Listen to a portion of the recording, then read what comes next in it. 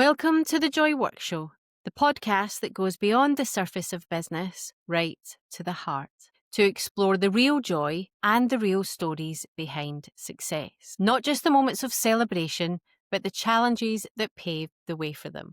Hiya, I'm Diane, and today we continue our special anniversary series celebrating 1 year of the Joy Work Show by revisiting some of the conversations that shaped this community and having new conversations with those individuals. The conversations that expanded our understanding of joy, our understanding of leadership, and our understanding of growth. And today, I'm welcoming back the radiant Claire Hill. If you heard Claire's first episode, you'll remember her energy, her warmth, genuine commitment to leading with belief and love, not just in business, but in life. And over this past year, Claire has experienced a truly transformative season. In this episode, we explore the personal growth unfolded after a difficult injury, how local in-person networking became a catalyst for real connection, the power of being seen and seeing others in your own community, what it means to pursue success without sacrificing presence, the fear of success that so many women and business owners quietly carry, and why gratitude has become one of Claire's most grounding daily practices. Claire's honesty, her heart, her joy, and her energy are truly contagious. And this conversation is a beautiful reminder that growth doesn't always have to be loud. Sometimes it's trust and belief. It's a quiet unfolding. It's letting yourself be softer when you need to be and deepening your belief and your self-trust in yourself and your success. But as always, it's so much better to hear from the guest, even second time round. So let's go. Hi, Claire, and welcome back to the Joy Work Show. I'm so pleased that you are part of our celebratory episodes for the Joy Work Show turning 1. So welcome back. Thank you very much, and congratulations on reaching a year. Thank you made so it much. into like the top 1% of podcasts ever made. No, it's crazy, isn't it? Yeah. It's just that it's been the quickest year, and I am going to do an episode on the highs and the lows and everything in between, just me chatting, but it's still one of the favourite things that I've ever done. So, but thank you. And you were my first guest episode Yeah, that's so and cool. my second podcast episode ever. Love it. Back on the 5th of December, 2024. I keep getting my years mixed up. 2024. And it was Warrior Energy and Self-Trust with Claire Hill. Yes. So let's start with you. Let's start with what has changed for you and your business since we last spoke. Oh, well, It's a big question, I know. Yeah, I think it was funny actually. The other day I was looking at my journal back in the book that I'm just finishing. I started in April, and already in April I was writing about that. What the frig? Like I don't even recognize myself from April really. So a year ago, I definitely was not in the power I am now. Like the last year for my self-development has been massive, and my business is growing to fit that now. I think it's going through a slight evolution, which I'm not really perfectly clear on yet about who I'm serving and the work I'm doing. But it's been a very exciting year. My brain's exploded a few times with mindset. But I don't think I titled myself as the Queen of Unstoppable Self-Belief a year ago. So that's happened. I think its infancy was there. I think it's... Yeah. I think I think what's really changed in the last year is I sort of committed myself just over a year ago to start networking really hard, like very intentionally. And I'd been at that point last December, I think I'd been to one, and the energy and what I've learned since, the energy in a room, there have been rooms I've walked into that haven't been able to contain or have the capacity for my own energy as well as the energy of our dream, of how big I dream. And I've realised that, like, when we had that interview, that room I went to, I knew didn't have that capacity. And I remember being like, I don't think networking's for me. Like, I just want to go back into my little box. And I know as you know, I teach, my self-doubt was sort of like getting a bit loud because I was stretching myself, but it was just the wrong space. And I'm really glad that I've actually learned which spaces are good for me, which aren't. And also now I'm like, I've networked hard for a year. I've run my own event for a year that I'm stepping back up from. I've been to at least one event every week. It has broadened my network that's in person, which I didn't have before, has resulted in me having an office, which I didn't even know I wanted until I'd seen it. It's such a funny story, though, because my husband used to live in this building and this was his bedroom. It's the weirdest thing. That is weird. It's so weird. There's a bar slash club next door, and he ran that when this building used to be a wine bar and a restaurant, and then it got taken over. It wasn't really looked after, and then the people have come in and renovated it all, turned it into offices. And I just happened to have a one-to-one with a client who had an office here already. He was doing the social media for the building, and again, a client that I'd met through networking. And I think it's really interesting because my businesses, my businesses have grown to a certain point where I've been able to, have businesses and leave education just relying on online presence, and then to go out into the big open world and be like, oh, this is London, this is Kent, this is where real people, like, you opened your eyes into this LinkedIn world, which I had nothing to do with, meeting people in a networking event, go, oh, are you on LinkedIn? And I'm like, what, is that where everyone is? No one's why aren't you on Instagram? Do you not know how great Instagram is? It's over there. And but also in doing that, realizing how far ahead of the game I was actually when you've got to get social media right, you know what to say to a human being, because you're like, that your messaging has to be on point. And no, I'm working on it again, but having that, this is what I'm here to do. Like, I'm here to help you grow your business with more energy, more joy, more ease, make more money. Let's make tons of money. And all of that with all this self-belief. When I meet people, it's like bang, bang, clients were coming in. So I really built up my one-to-one, and which was wonderful. So I was having a one-to-one meeting with a client in the building, and she was doing something. And I said to the office manager, Chloe, I was like, can I have a look around? And walked into this room and just did like a spin in the middle of it. And I was like, I think I need this office. Shit. Oh, I hadn't really budgeted for that. What am I going to do? And obviously, as you know from what I teach, money making attitude, I'm going to make it happen. And I did, and I have, and the business has grown massively since setting my baseline higher. To be able to move in here, which opened an opportunity to do a project with the local authority. So now I'm one of their business advisors, which I get to do most amazing work with people that would never be able to afford my kind of thing. And then it's basically networking in a nutshell. It's really made me hone my speaking skills, how I present, how you talk to an absolutely freezing cold audience. How do you get Yeah. across what you need to deliver to them, and for them to walk out with something really intentional? It's made, when I do those things, I'm talking so much less. I'm simplifying my message, because I think as well, I love to talk about what I talk about, and I could talk all day and flood your head to the point where you're like, you've just I am so overwhelmed right now because my brain is so filled. Where do I start? So it's really helped me hone that skill. But now I'm like, right, networking's done. I did a whole year going hard. Now I'm back in the online game. Like, I still will do a little bit, but yeah. So that's the biggest shift that I've had, I think, in the last So year.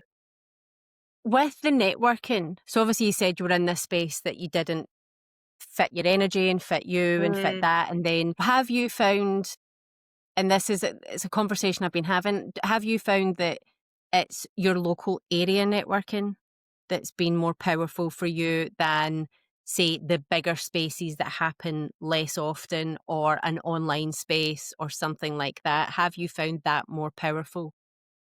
Mm, That is a tough question because, and I'm going to answer it fully honest. I have, As you always do. as I always do, full of integrity. I absolutely love authenticity. Which one do you use? I'm one of them anyway, I'm both. But I love the people I've met networking in my local area. I like their hearts and their hugs and who they are. And it's phenomenal. Like honestly, some of the best people I've ever met in my life.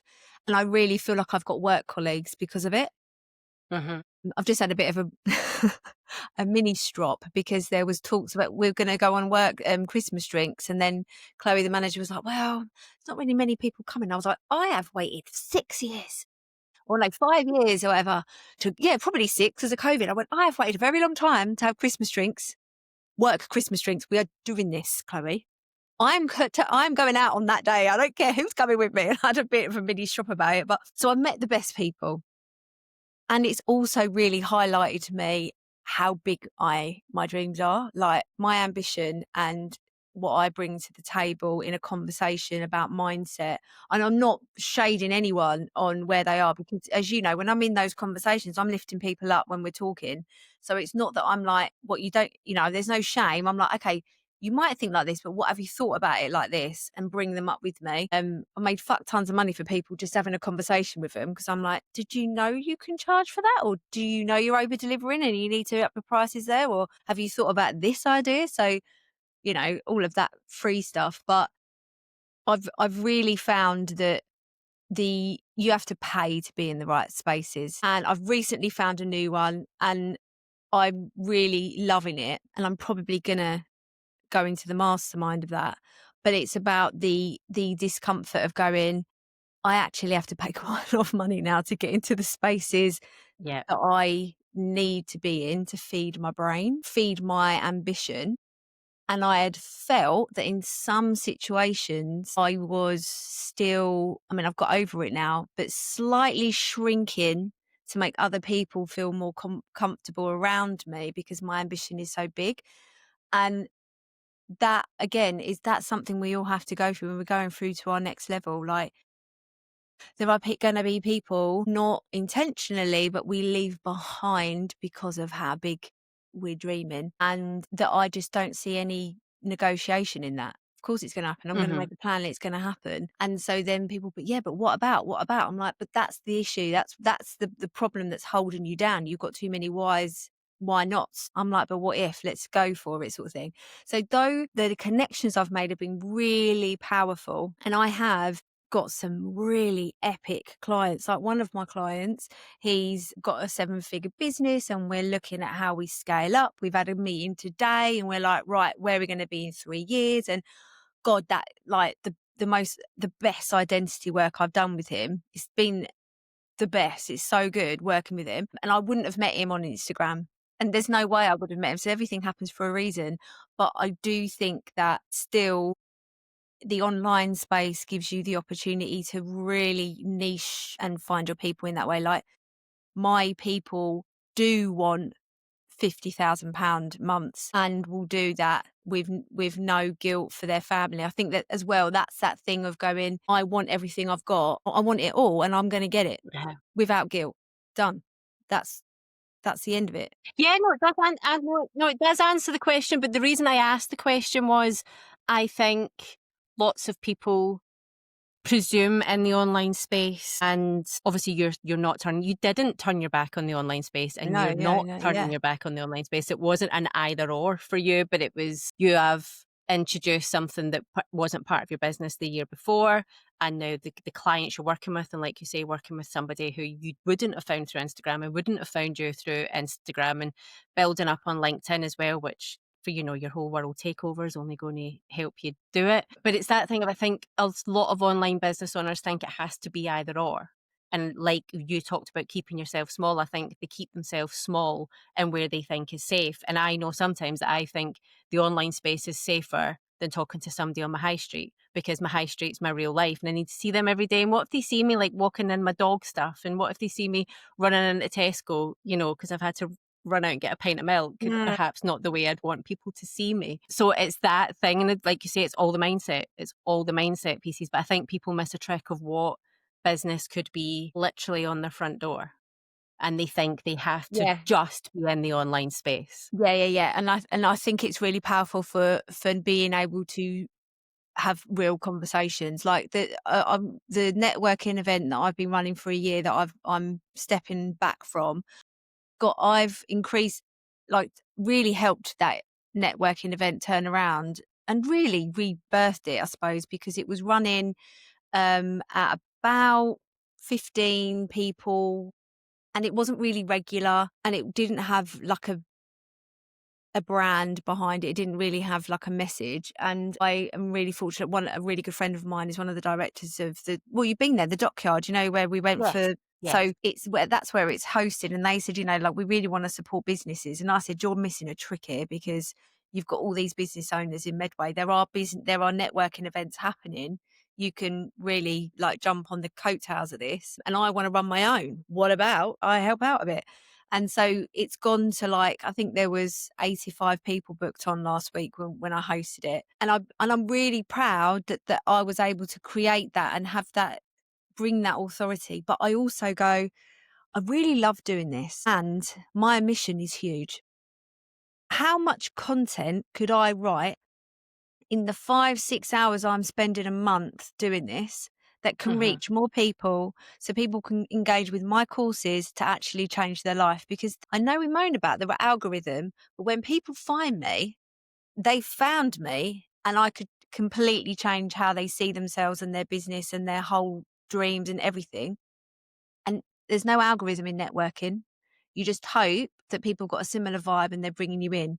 So the message of the networking. So there's been a lot of attraction but it's my online marketing that brings the people to the networking Yeah. event. So I think that when I was thinking about the choice that the big choices I've had to make in the last month or so about where I invest my time, it's that X versus 2X goal. Like, if I'm going to 10X my goal and really make it big, I have got to be more lasered. So it's not wasting my time, but I can't intentionally put energy into that event, or I can't intentionally put energy into that conversation, because when I think about it, that whole amount of time, I could be writing the book, I could be writing a blog, I could be, and I love writing so much. Where am I really investing in my passion, in my business?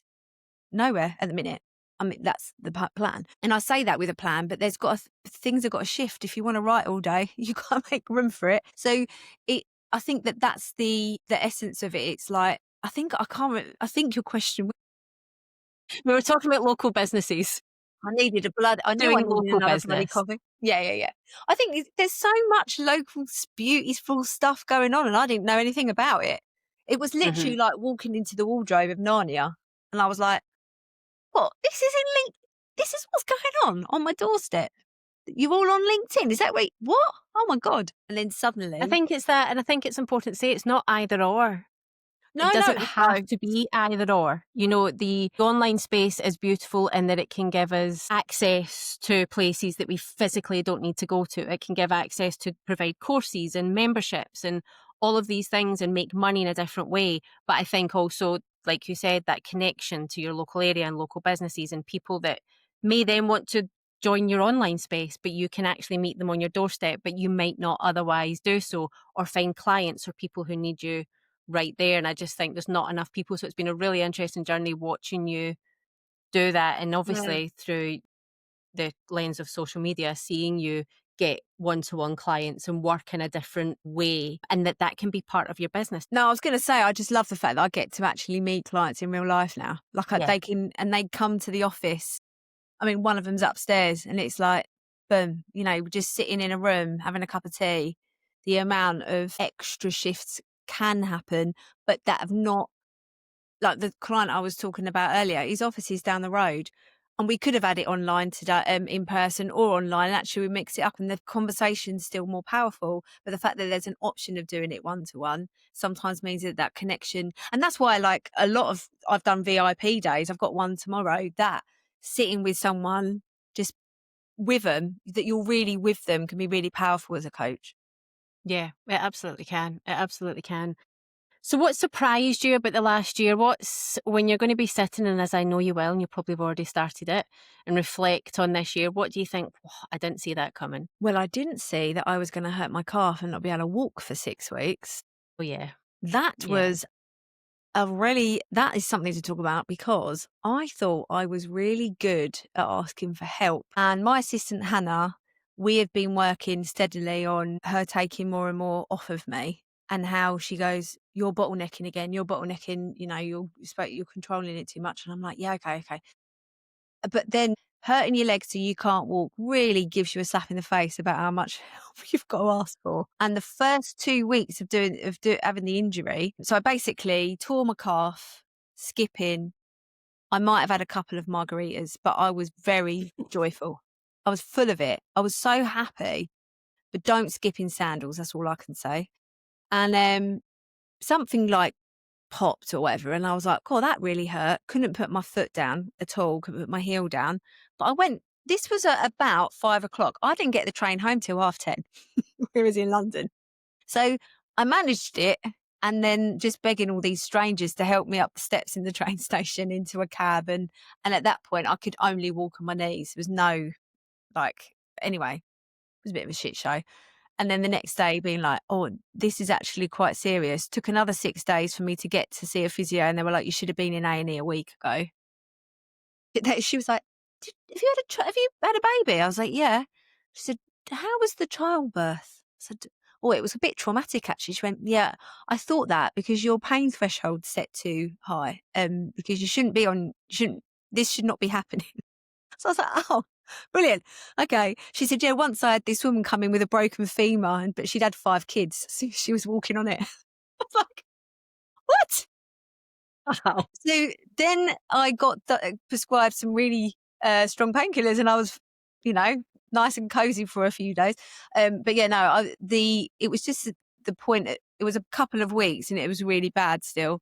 And I just thought, I've really got to receive the help that my husband is trying to force feed me right now. And I think that I once I'd said, "Do you know what?" And I don't know why those first couple of weeks I just went, "Gee, actually, do you know what? Yeah, I'm really hurt. Why am I not just sitting and chilling?" But I didn't. And I'd only been in the office a week. And luckily, there's a door literally around the corner of the office that is on the main road. So my husband was dropping me there, I was coming in on the crutches with my stuff. And then the toilet is literally there. So everything was on. It was better for me to be here than in the And at home. house. Literally, how the universe shifted so that I was going to have this. So I wasn't, I was actually sorted, with going up and down stairs or whatever. For a majority of the day, obviously, when I went home, it was still tough. And then, so I was sort of thinking, right, I need to receive better, which is a big shift when you're growing a business. And it was funny when I had that shift, how much more money came in. Was the best month that my business has had. Well, no, it was pretty good. September was really good as well, but August was really, really good. And I literally did nothing. I was off my feet because I just had this what if I just hold the energy of it's already happened? What if I Mhm. just hold that energy, really work on my mindset? I didn't have a drop to drink, no alcohol through August because I was like, I'm getting this leg better.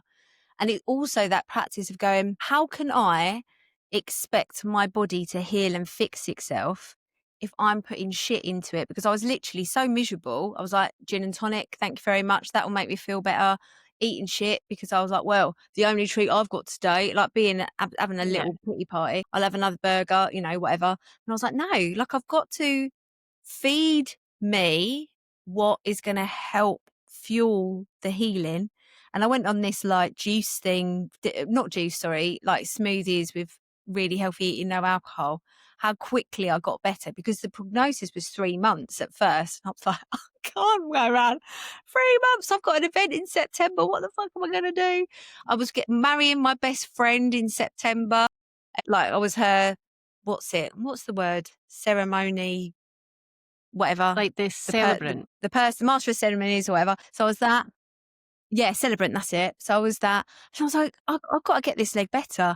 But it also made me think, well, how am I feeding my business? And so these shifts of being able to receive help from my assistant, receive money and what am I feeding my business with? You can't grow a business and not feed it. So I'm receiving money into my business and fueling my business because you want your business to grow, but you can't grow your business if you're not feeding it the right stuff. So what am I learning? What practices am I preaching that I'm not doing? Really, really looking at how I was operating my own business, but also identity. Like, how am I feeding my own identity to the person that I want to get to where I am? So in answer to your question, that calf injury was the best thing, the best surprising thing that's happened to me this year, because I was like, I don't like how I can spin things. Is that my superpower? But yeah, I've not been in that much pain since I had Jackson. It was horrendous. But it's But I done. guess it feeds into that. It feeds into your warrior energy, doesn't it? Because you can take two paths. You can either let it completely stop you. You can have the pity party, which you said you had a wee mini pity party, which we all would, and we all do frequently when things happen in our lives. And you can wallow there and just be like, oh, that's it. I'm a write off for 3 months. I have to cancel my event. I'll need to do this and do that, which is the decision that other people would make. Or you think, well, what can I do? What could this look like? Yeah. I was like, what if I decide I can just get better? Instead Yeah. of focusing on the pain, focusing on the healing and actually do the physio. There's a reason why you're told to do physio, because it works. And so Yeah. I was like very diligent and committed and disciplined with that. But it's that kind of stuff, like what can I and and I think if I'm going to talk about it in a belief in a business way, it's how you feed your business is all the stuff that you're doing when no one's watching and no one's clapping for you. And I think that's where that healing came in. No one was telling me to have those smoothies every day, but oh my God, I love them. Every day now. I'm back on the smoothies. I remember when I was younger, I used to be on them, and like I have ginger shots, and I'm just so really, really aware of how I'm fueling my mind and my body and my energy. And this is the other thing, going back to, I can't be in a room where people are telling me like I struggle to be in some rooms I have to be in. But if I've got a choice, being in a room where people are already moaning about the bloody budget that's only come out today, I've only just even started looking at it because I was thinking, God, I've got to, be ahead of the game and think about it. But people moaning about it, that's toxic. How am I fueling my energy? I can't have this toxicity around me. So yeah, I think it's just being hyper aware of how I feed myself and my business, and the boundaries that protect that, like Mm-hmm. cast iron boundaries around everything. And also the other surprising thing that's happened, I am in the finalists for National Business Coach of the Year. Bloody Congratulations. yeah. And I'm up for well, I've been nominated for another award as well. So I don't know if I'm going to get in the finals for that. But it's really, that came out of the blue because the nomination was mental. And then the testimonials for my one-to-ones, I was like, oh my God, I can't handle this. And then the people I'm in the category with, I was like, fucking serious business coaches. Looks like I am as well now. So yeah, that's really cool. So yeah, That's amazing. That's amazing and so deserved and well done. thank you. It's so funny when you talk about like hurting yourself and kind of the choices you make, because as you know, and as most people who listen to this podcast will know, I suffer from chronic illnesses, and this year Yeah. they have intensified quite a lot. That was completely unexpected. Like I went for surgery in March and we kind of knew that was going to be happening, but I was expecting that to be a line in the sand for a wee while, and it hasn't been. And there's been lots of, and I had to look at my business Yeah. in the summer and where I was spending time and what I was going to be doing. And I talk about having these levers that I can turn on and off, and I need to really have that because I don't really know what tomorrow looks like, never mind what the coming months are going to look like. But like you, and like you've really put really well about, you have to look at, like, I could just stop. I could just, that's it. I've got these illnesses and they're flaring and they're doing what they want to do and they're raging. Or what can I do? What could it look like? How could I still have the life that I imagined? And I might need to adapt and flex and do all those things, but I'm still ambitious. I still want to earn loads of money. I still want to have loads of impact. I still want to make myself and my girls proud. Mm. I don't want it to be, and it's already, as they get older, difficult. They now call it mummy's silly body. What's mummy's silly body doing today? On the days that I can't do much. Mm. So that's already having an impact there. So, but I want them to know that, even through adversity and even through things, you can still have a really, really amazing life.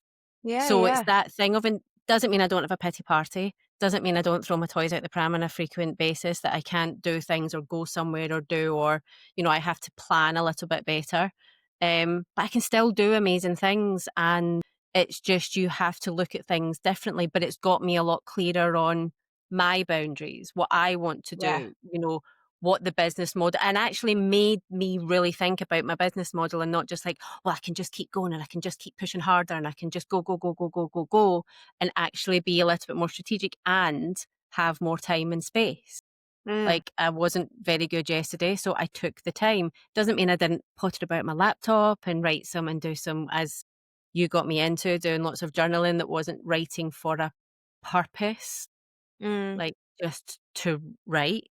Not like, oh, I need to write a blog or I need to do this and I spent the day doing things like that as well as sleeping and resting. Whereas a year ago, that would have sent me into his, like, Yeah. complete and utter tiz. But there's a level of acceptance you need to have. But Yeah. acceptance doesn't mean giving up. No, and And also talking about pity parties, I think the whole term of the difference between um, honouring your feelings and allowing yourself to be frustrated and disappointed that you can't do something that you want to do because of something that you can't control is totally warranted. But it's where people can create another entity besides the problem because of the pity they're trying to generate to keep that misery around them. That's when a pity party, and that's where that's what I used to do. That's the difference. I think actually going, do you know what, this is really fucking shit. But in yeah, your case, it's really fucking shit. You thought yeah, that what was going to solve things, and it yeah, hasn't yet. And it's really fucking shit. And you're a warrior, and you get to do the things that you can do.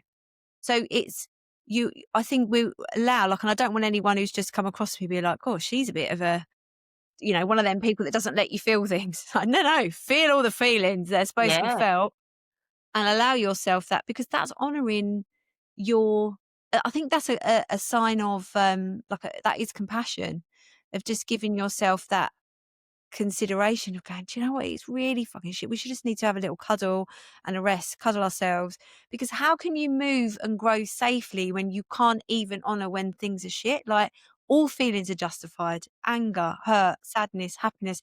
All feelings are valid, but you are allowed to express those things, because otherwise things get worse. And know and recognize that feeling when you go, after you've had a big cry and you go, right, let's get going, that just recognize that that is okay. Don't, when someone else, because when I used to talk about the stuff that we used to be through, went through, it was like my identity was totally the victim.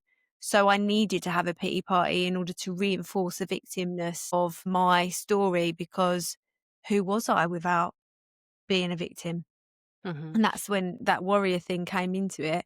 But yeah, I just wanted to clarify that. Like, yeah. have a No, pity moment. Just don't invite all your you need friends. it because you need to have that awareness and you need to acknowledge it. Because if you don't acknowledge it, then you're never going to move past it. But yeah, I think it's honouring it, because this is when we really truly look at ourselves and love ourselves completely, which is where self belief really anchors to, and who you're going to get to, who you're going to be. That is part of your flaws of, hmm whatever you feel is holding you back. It's part of you. As soon as you don't allow it to have that any power of holding you back, then it really can't. So, like, No. I don't know if you've ever watched The Labyrinth with David Bowie in it. It's like a Yeah. 1986 film, yeah. And at the end she goes, "You've got no power over me." And I'm like, yeah. So all of that, those things that we think can hold us back, just be like, look, you haven't got no power over me. I'm my own self. I allow myself to decide that you hold me back. What if hmm I decide I'm not gonna? Boom. And then see what happens.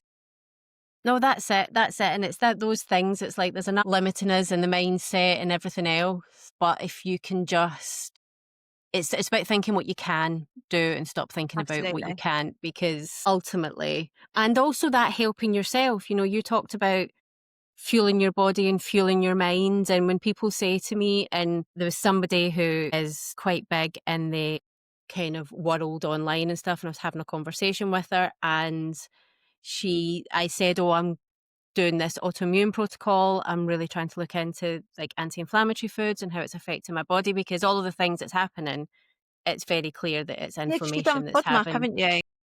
Yeah, so I did that, but that didn't work this time. So I've now kind of ranked it up a bit to this autoimmune protocol, which is really tough. But it's Yeah. 30 days and then you start. It's Yeah, yeah, similar yeah. to FODMAP in that, but you mean you literally eat like sweet potato and chicken, but it's fine. And it has helped. And then I started eating things that I shouldn't have eaten and felt rubbish. So then aha, it's working. Okay, Mm. so but I was speaking to them and she's like, well, that's not going to cure you. You know that diet, it is actually like a chronic disease. And I was like, yeah, I do know it's a chronic disease, and I do know that, and I understand that, and I understand I'm not going to go, and the doctor's going to be, oh, you've cured yourself, you're magic. But it makes me feel better, and it makes my body feel better, and it doesn't hurt, my body doesn't hurt as much, and the inflammation's going down. So why can't, but it's like this thing of with some, it's like, but if it's not going to cure you, then it's not doing any good. But if I have more energy and I'm less tired and I have more good days than bad days, then that's Yeah. only good for me. But that's choices that I can make, like exactly as you did. What happens if I decide to try and make myself feel better? I'm not going to be Yeah. cured. That's fine. But I'll leave that to the doctors to sort out, But why can't I fuel? And it's just those messages around. But you did that. Like you said, well, what happens if I just decide to get better? What happens if I think it's where I go, like, I'm really against the full, and again, this is my own opinion of this, but I had some issues around my periods. And so I went to the doctors and they prescribed me the medication that stops you bleeding before, or whatever it was. And I was in loads of pain, and, there were signs that it could have been cervical cancer and all of these symptoms and da da da da. And then I thought, well, I'm going to go to the doctors. And it was just like it was the medical model approach of, we're going to give you a tablet. No one's asking me what I'm eating. Am I taking my nutrients? Can I have a blood test to see what my levels are and stuff? So I did my own research. Like, one of my best friends is a GP, but she's herself is like, look, we don't know. We are not trained in that kind of stuff. So I did loads of medical research about the messages that are sent between the uterus and the brain, and how pain management happens, and the reasons why you might bleed more. And it's all about, there was like this thing about magnesium glycinate. And so I was like, right, what if I just dose so much high in like magnesium and iron, and because my iron levels were low, which meant I bled more, which meant it's this complete, you become less, whatever. And it was annoying me. And I remember my husband saying one pass off comment, but I was like, I'll never forgive you for that comment. I have, really. But he was like, well, it's all right. Like, literally every month you just sort of wither away for a month, for a couple of days, because you can't function because of your periods. And I was like, and do you think that I just go, that's really lovely that every month I sit and I can't do anything because I'm bleeding too heavy. No, Dan, no. So this is why it was fired me up, and I was like, I'm not having it. So anyway, I got these vitamins within, and also how I was using a moon cup, and it made me so much. The period pains were so much more healthy. So worse. So I was thinking, oh, I'm doing so brilliant things for the planet, killing me from the inside out, like literally Mhm. sucking me out. It was awful. So I was Yeah. like, right, period knickers, it is forever, but the point of the thing was that I think when you're in those situations, what can control? I can Yes. control what's going into my body. And I'm going to send you this smoothie book that I've got, because I've got a friend who has got polycystic ovaries and her periods are horrendous. She's also got an issue with her breasts where they also, I've forgotten what it's called, but basically every month they swell up into like really like loads of lumps and stuff. It's really, really, really, really painful. And I said to her, so this is cause all these bowel things as well. And I said, look, I found this book on Amazon. When you look, it's like 38,000 good reviews. This is not some flash in the pan. It's £8. What's the worst that's going to happen? Anyway, literally changed everything. And it's what the smoothies that I had, because it's special recipes and stuff, that I think healed my leg. It's Mhm. literally, so I'm going to send it £8. It's brilliant. But I think in every different situation, even when you're looking at your business, your life, what can you control? You Exactly. can control your mindset and your thoughts around it. It's so hard. It's so frigging hard and worth it. Mhm. Just focusing on that, I think, and that when you decide that you can take some control back, then it really helps. But it's also that decision, because people will say to me, or even in my career with my business, when people have asked me about the diet I'm doing, the difference that it's making for me, and they're like, "But how do you keep doing it? How?" And I'm like, "It's really boring. It is so boring. It is so boring when the family are like, 'Oh, should we get a takeaway?' And I'm like, 'Well, yous can, but I just need to have some sweet potato tonight because that's just what's working for me.' And it is so boring, but it's deciding what you want. Do you want to feel Choose your pain. rubbish, or do you want to actually enjoy your life and actually eat a little bit better? It doesn't mean I've not ate out. It doesn't mean I've not had a wee drink, and you're not meant to have a drink, but I want to live and stuff like that. But it's just making those decisions and knowing what the consequences of that are. And just like you said at the start, your dreams are so big. But to get to those dreams, it's going to be fun and exciting, but it's also going to be boring and uncomfortable and painful and difficult and tough. And Hmm. it's just deciding that. And I don't think enough people don't think about the difference and the impact that that can make business wise, life wise, all wise. Yeah. Yeah.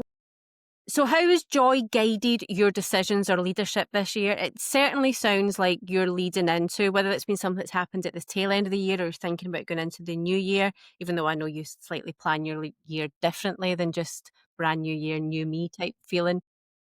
It certainly feels that your leadership is really ready to go up a few notches.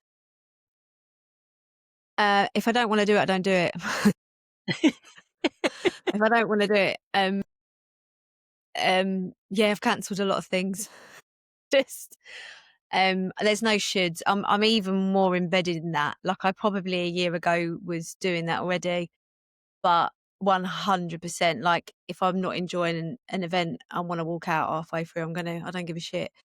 So, just really, really honouring and protecting my energy at all costs brings me the most joy. And also my readers, I mean, the joy factor has come, the biggest joy factor, I think, is just having no guilt around being a mum.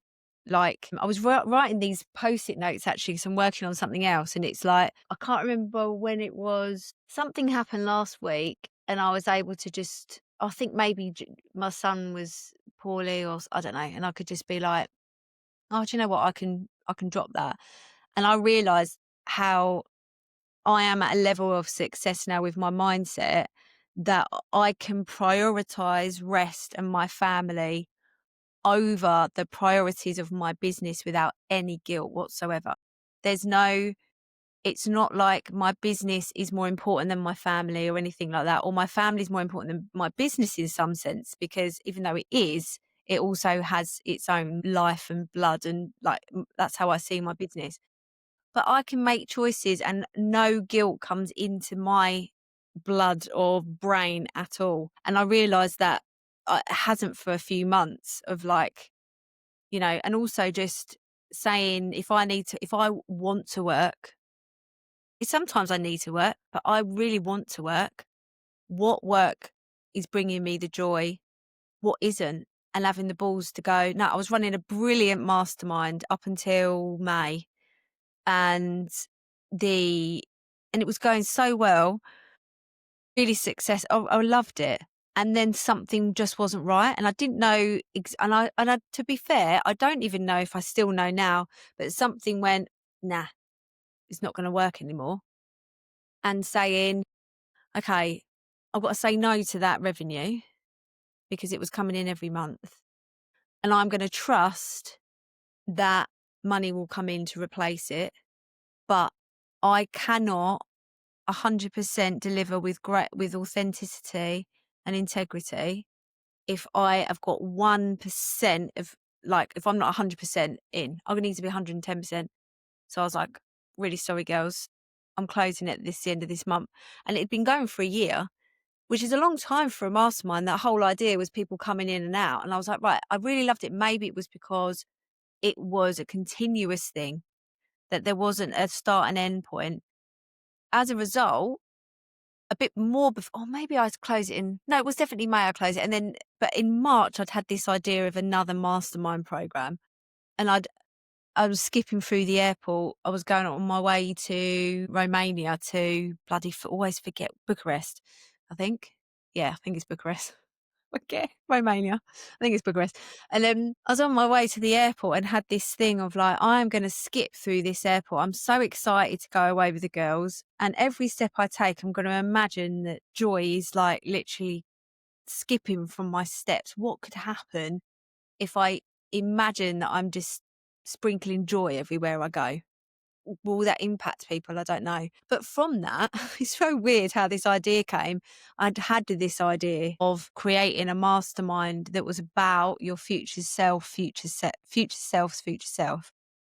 Like if we're asking ourselves, what is joy going to look like for my future self? I want to get there even quicker. I want to know what the joy looks like for my future self's future self. This is why, like, when I turn up to networking events, I'm talking about this sort of shit. Everyone's like, what the fuck? You got to use the algorithm to find the spaces to talk about this sort of shit. Saying that though, 4 people that are in the mastermind all live locally that I met through networking. So, see? Yeah. But when I was designing it in my head, I knew that I wanted a mastermind that had space in it. Like I think you do programs, and I don't know if you've done any masterminds before, but sometimes it can feel like there's not enough space to grow within it. Like I wanted to create a space, metaphorically, obviously, but create a space that people grew within quite a lot, not that they were like, okay, I've got to do this and then I'm going to grow. I'm going to do this and then I've got to grow. It was like, I want to create white space around people and have this just simple mission of we're going to embody that. We're going to look at who that future self is and your future self, what the standards that we are setting for that person, what does the business look like, and what comes from that. As a result of that, but I'd had the idea and I was like, oh, and I want to retreat. I want to retreat as part of it. I want that element of you going away. And I suppose because I was going away for the weekend with my girls, I'm going away again with them this weekend, actually. But you go away and you're like, God, who am I? Who is that version of me when I'm really at the top of my game with my best people, with no responsibilities around running a business or being a mum or running a house or whatever. So I'd had the idea. And then it wasn't until I don't know if I'd moved into the office. No, I hadn't moved into the office, actually. It was before I moved into the office. And I think I've spoken about this to you before, but how my ideas just go ping and then everything goes and then I'm like, right, today's the day that I'm going to talk about embody. Who do I want in it? Wrote a list. There was 3 people that I wanted it in before I even opened the doors. It was 2 people, 2 of them said yes. And then in the September event going, this is what I've got. And then 3 people coming up to me and then one more. And I was like, right, I'd sold out before I'd even spoken about it publicly. That's a really good position to be in with a new group program. And I was really, really, really, really chuffed. But as a result, I was like, I really want this mastermind to be supplemented by substance, that it's very structured and white space, like having this complete paradox of, I'm going to guide you through this. I'm not going to push, no pushing. I'm not going to lift either. I keep for a while going, I don't push you to your next level. I lift you. No, I don't carry you at all. I understand that you've got enough self-belief and trust in yourself to get there yourself. I'm just going to give you the best conditions for you to reach those goals. I'm going to help you create them. I'm going to guide you into that next level. So what do you need to know? What do I know about self-doubt and self-belief and self-trust and embodiment and future self? Right, there's a course. And then just poured it all into this course. And then from that, the joy of realizing how much I love doing courses. I love it. I love the whole process of creating a course. And then I've just been working on the sales page again today because I'm going to do a little, I don't want to call it Black Friday. I want to call it something jazzy, but like Supersonic Saturday or Supersonic Sunday or something like, just go, this is the best thing I've ever created. Like next to my son, this course. it's going to be, I'm going to write a book along the same lines, but this course is going to change. Like the people have already started it. They're like, fucking hell. I'm like, I know, it's so good at it. Oh my God. And, but if I hadn't led with the joy of if I'm thinking about what does life look like as that version of me right over there, how do I bridge that gap for people? How do I bridge it for myself? How can I like straight away like change people? Because I feel like I'm not supporting people to find their self-belief anymore. I think Mhm. people who find me already believe in themselves. But what my job is to say you're and what I'm finding with a lot of my clients is it's not fear of failure. They've got over that. It's not worthiness. They know that too. I mean, it still might pop up a little bit, but it's the fear of success. Mm. It's the fear of what do they have to let go of to get to where they want to be, or what do they have to do more of? Who do they have to become? Not having a proper version of that, and how there are so many old beliefs around work and money and receiving. That's actually what stops people get. So my clients now, and especially in the mastermind, they're like, the next level is like literally, I'm butting against it. I can feel that layer, that ceiling that I've created for myself. How do I get through it? And it's unraveling that fear of success, which from doing the work with my clients, is the most complex one because you want it so much and you're still holding yourself back. And that's where the supersonic course is, that like gift of going, okay, you want your next level. We know that you believe in yourself, you trust yourself, you back yourself, you've got all of those things. You don't need a pep talk. Well, sometimes you need a pep talk, and I've got little pocket pep talks there as well. Maybe sometimes you need a kick up the bum, but what you actually need to understand is where you hold yourself back because you're scared of what's going to happen. What are the truths that you're scared to claim? Who is it? And who is it that gets there? And I use this analogy of Elsa in Frozen, which I know you're very aware of, and Very. how destructive her power is before she accepts it's who she is. Mhm. And I know the mindset work around accepting how powerful you really are is the biggest part of mindset work. I mean, it's the biggest part of mindset work I've ever done. So yeah, I followed the joy and created Supersonic, getting you there faster. Because I was like, I love this word. It's really funny because marketing's funny, innit? I was like, I Yeah. love Supersonic. I just had Oasis pumping in my head. Supersonic, yeah, that's what it is. And then I was like, supersonic self-belief. I've created this course. And I was like, oh, it gets you to your next level in supersonic speed. Oh, yeah. I had made it all up and not connected the marketing until like literally last week. I was like, oh, yeah. So, yeah.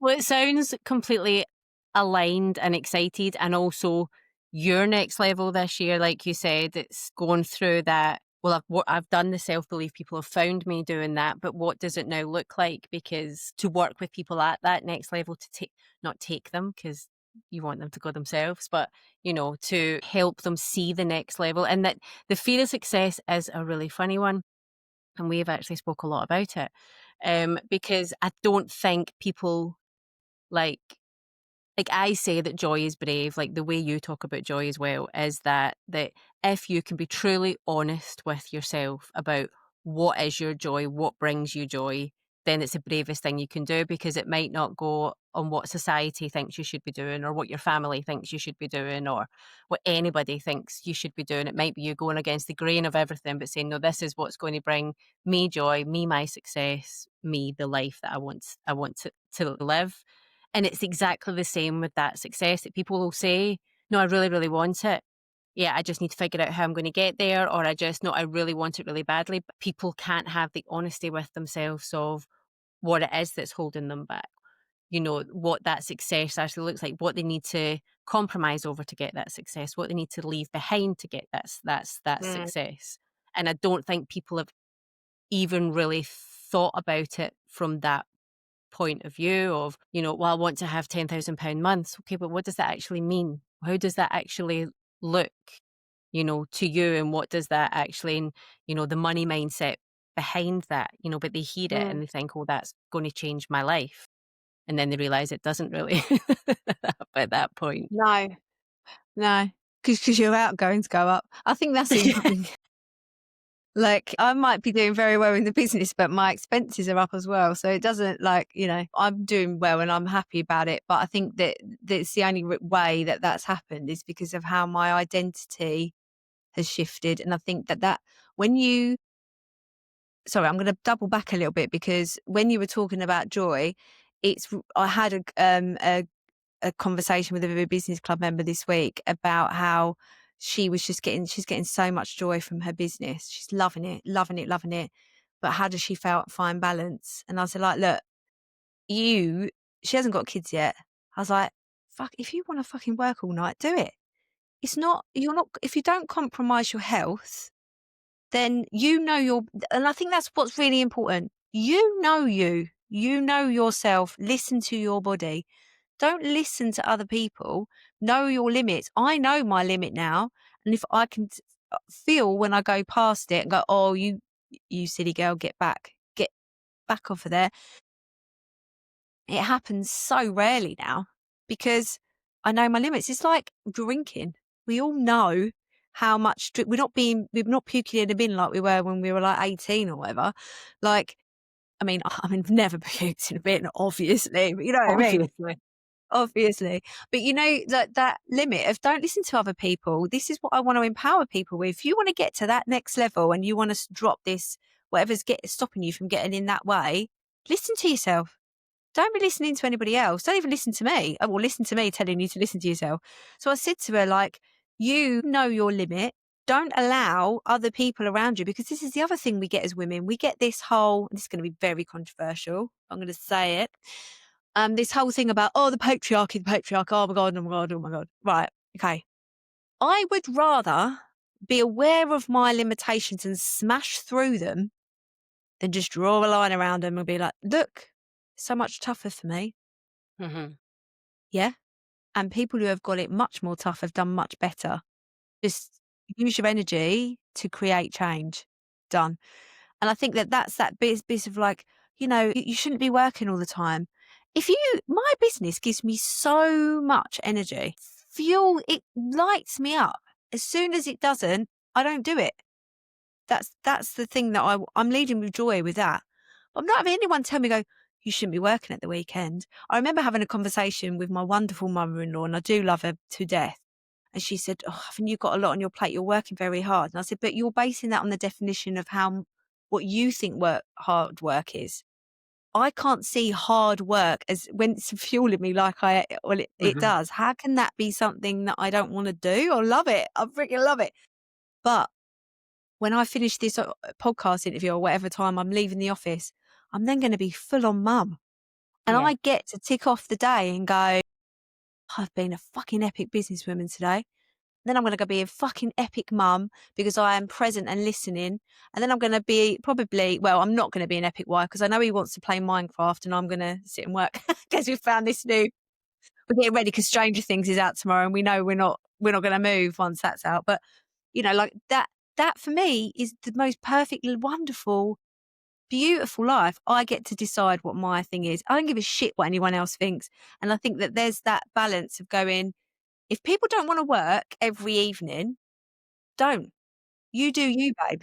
I think that's the mirror for her. I think she's got a mirror up going, why are you working? You're working far too much, because they don't maybe feel as passionate about their business. So they're not doing the work. Maybe. I don't know. Well, it's like when I talk about being ill online, and actually I did a story about it before, I don't talk about it for sympathy.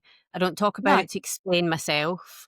I talk about it for representation, because I want to see somebody who has struggles and a life that looks a little bit like mine build a life and do things and be ambitious and do all those things. And I think that's really, really important. And I get lovely messages, and there's lovely messages that are just like, I hope you feel better tomorrow, or I hope, and they're just lovely messages. And then every now and again that you get that, well, you really should look after yourself. Like, what part of what I've said has made you think that I'm not looking after myself? At what part, or do you think you work too hard? Do you think you've taken on too much? And there was something that got back to me that was like, I think she's taken on more than she should have at the moment. And I'm like, really? Really? That's my decision to make. Mhm. And two, there's nothing in my social media that suggests to you that I've taken on too much or what. And I do find that difficult Mm. conversations when people have, and I'm like, no, I get to have this life. Mm. I get to make these decisions. And like you know, tonight at a certain time, this is my last thing. In fact, this has been the only thing in my diary today because I moved everything else around because of how I was feeling. But I get to make the decision what's the priority on that day. And I get to make the decision that this was getting done because it's important that I had the conversation with you. I like my responsibilities, and these podcasts are coming out in December, and December starts next week, and we're busy people. And then I'll sign off, and then I get to be mum and have my girls tonight. And then I'll decide later how my energy levels feels. Am I working tonight or am I having my bath and going to bed? But I Mm. get to make those decisions, and I just, like you say, it's that mirror from people. If people don't want to work, that is also okay. I'm not Yeah, going it to just say to you, exactly. Never ever. If someone comes to me, says, "I think I'm burning out. I feel like I'm doing too much," then I'm gonna say, "You're probably doing too much." Because I'm echoing what they're saying, and they just need permission. At that point, when I start working with them, they need to hear permission that it's okay to stop. But also people need permission to feel the joy, because like I was saying about this client, she's had difficult times, and I said, "It's also your doubt, saying this is really weird, us having this much fun. Let's create some chaos. Let's create, that upper limit problem. Let's create a little bit of chaos here because it's unfamiliar." And I think the biggest shift that I've had in years since I've been working on my mindset is allowing myself to feel joy without feeling like it's going to run away.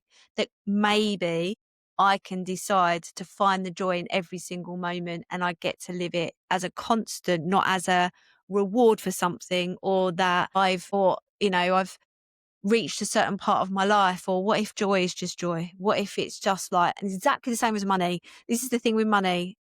Love. There's obviously toxic energy out there as well. There's so many different kinds of energy out there. We get to decide which ones we get to create and welcome into our lives and be brave in that decision. And it's exactly the same with money. 100%. Like energy is like pasta. Like you've got your different kinds of pasta, different kinds of energy. It's all the same thing. absolutely. Well, as I knew we would, we have talked and talked and talked and talked, and I haven't even asked the joy questions. So I will move on to the three joy questions so that Love we it. can go and be mum when we need to be mum. And so the first one is, you might have already answered that, but we'll see if something comes up. Something you found joy in this year that you didn't expect. Well, I'm going to say my Kindle that I got for my Wow. 40th birthday in December, that I've read a lot of books on and really discovered reading again on another level. Yeah, and hot chocolate and I love margaritas Kindle from because book related to best. I constantly have this battle, and I have had Kindles in the past. I don't have one at the moment. Ash has a Kindle, and I was thinking about, I like a Christmas book. I like a really Mm. cheesy Christmas book to escape with. Thinking I might download one onto his Kindle. That might be what I do this year.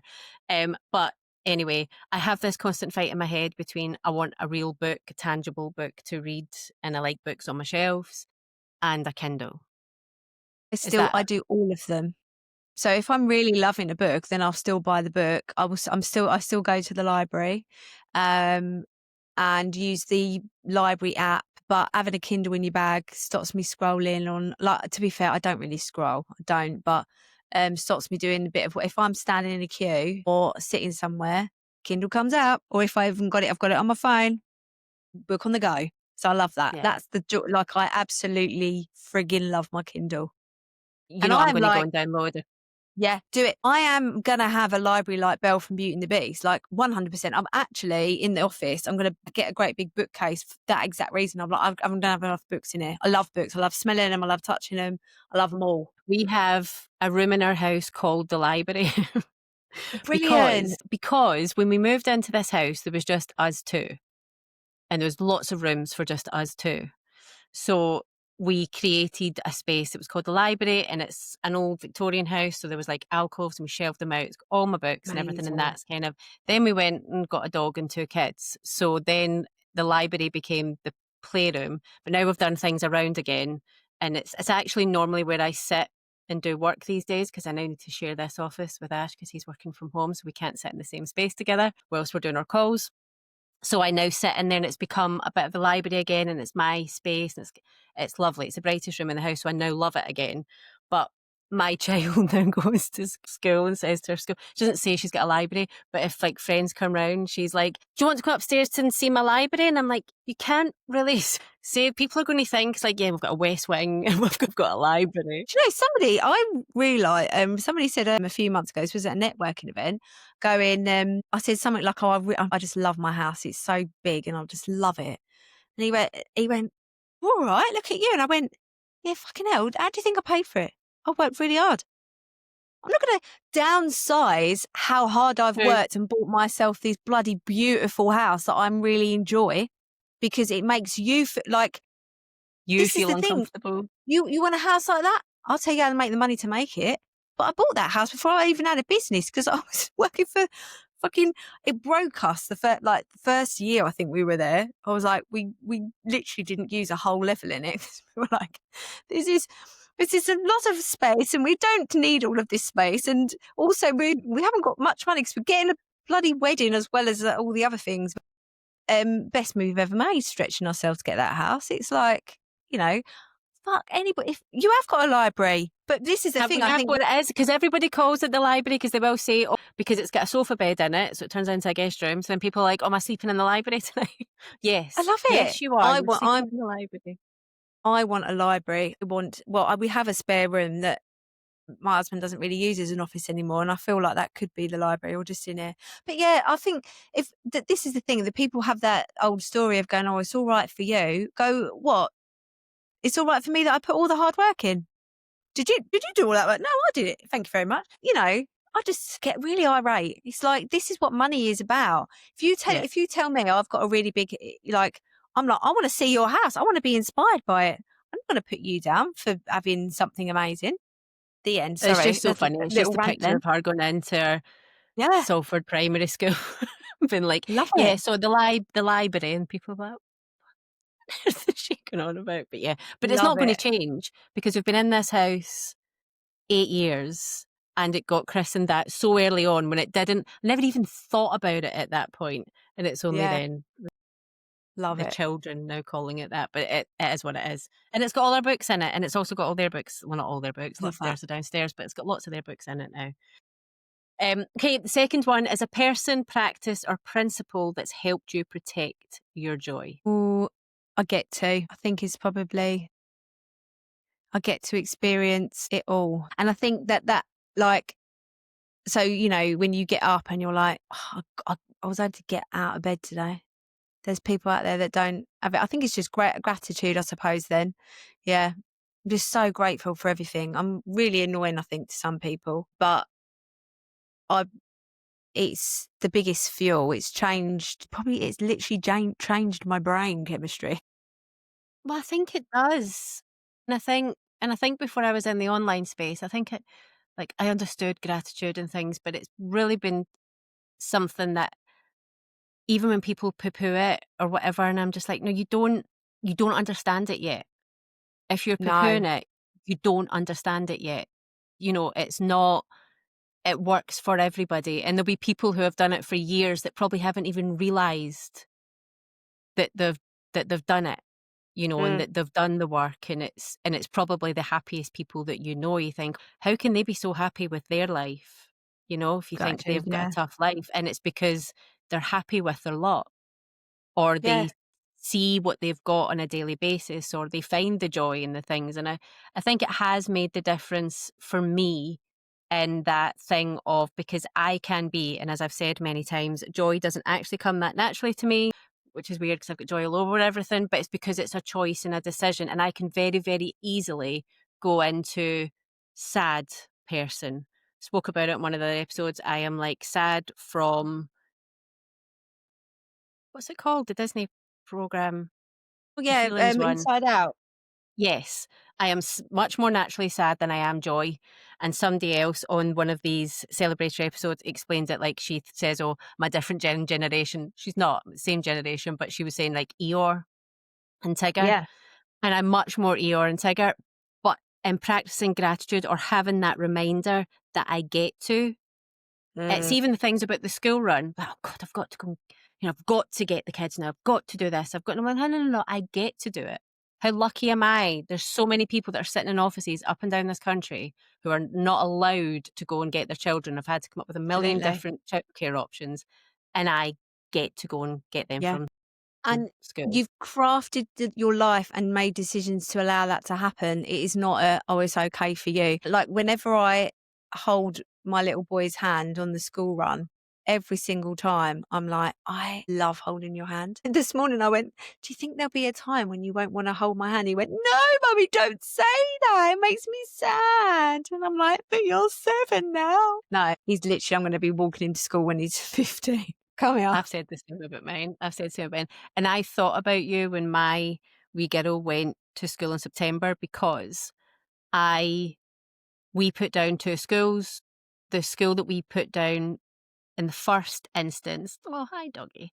The school that we Sorry, put she's down in, being a pain. it's okay, absolutely fine. The school that we put down in the first place, we would have had to have driven to.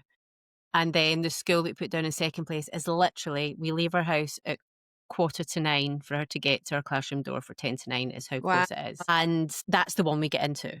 So I got my second place rather than my first place. And everybody said to me, you're going to be so thankful that that's Yeah, what's happened. And I remember you saying that you chose a school that you could walk to because it was that time that you yeah, had. And I didn't, not having been through the school thing yet, you said it and I never really thought about it.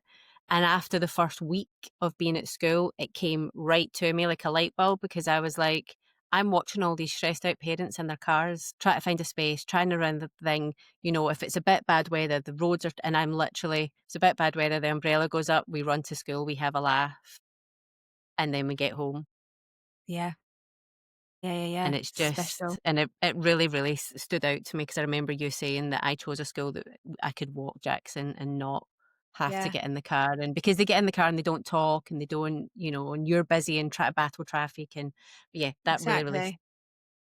stood Just out. though I do drive quite a lot, but I drive miles away because I still do not. I can walk him and I can drive him, but where I drive to is like still a 5, nearly 10-minute walk away. So Yeah. I still get it. But I just wanted to say Yeah. that in case anyone's listening who actually sees me on the school run going, "Oh, They're Claire like, she drives. drives." Well, we couldn't drive. People literally park next to our house to get to the school. So we literally cannot get any closer than we currently are in the car. So it's been an absolute blessing in that way. And the last joy question is the one thing you're leaving behind and the one thing you're taking in to 2026. What am I leaving behind? Networking. No. I'm doing a lot less networking. And what am I taking? Just really, um, I think really, really embedding that I'm very, very good at what I do.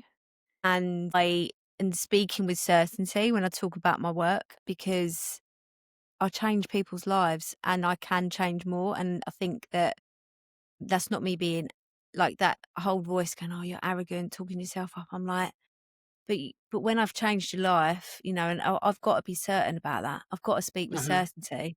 I'm not here to mess about. As I say, I'm not here to fuck spiders. I'm here to make some shit happen. So, I have to talk from the core of with certainty because I'm got a precious thing that I'm supporting my clients with, and they deserve the best. So yeah, that's what I'm gonna do more of in 2026. Amazing. It sounds really exciting and sounds like Thank the next level's you. coming for you. People want to come and find you, connect with you, chat with you. Where should they come? I am Claire Hill everywhere. Like literally search I am Claire Hill in one word and you will have all of my links. I Easy, will put easy. that special link in the show notes for you so you can just go and click it away. And before you go, I would have asked you about your joy legacy in the first episode. What do you think your joy legacy would be now? Just to love hard. Love life, love your loved ones. Love makes the world go round. That's what I think the point of life is. You pour love into other people and then they pour that love onto somebody else and it just makes the world go round. Couldn't There agree you go. more. Couldn't agree more. Well, thank you for coming and sharing your love with us today Thank you again. for having me. I've really, really appreciated it, and it's been a great chat. Thanks, Claire. Thanks. Thanks for having me, babe. As always, with Claire, what a deeply heartfelt, energetic, truthful, and expansive conversation. Claire has a way of bringing things back to its core, to joy, to love, to belief, to connection, to gratitude. The things that truly make a life meaningful and a purpose meaningful. Here are 3 takeaways that I want you to carry with you from Claire's journey this past year. Number 1, that connection creates momentum. Building relationships, even local in-person ones, opens doors that strategy never could. People buy from people, but more than that, people grow with people and want to belong to something. And Claire is finding those spaces, not for her, only for herself, but for her clients. Number 2, gratitude grounds you when life feels loud. Claire's commitment to finding small moments of gratitude, moments of joy, has carried her through injury, trauma, growth, and change. It shifts your energy, your perspective, and the way that you lead. And number 3, that success requires self-belief and self-compassion. Fear of success is real. Fear of being too much is real. Fear of outgrowing your own life is real. But so is the joy that comes when you allow yourself to step into who you're becoming. Claire, thank you so much for coming back to celebrate with us and for reminding us that joy isn't just a feeling, it is a legacy. And to you listening, thank you for being part of this beautiful first year of the Joy Work Show.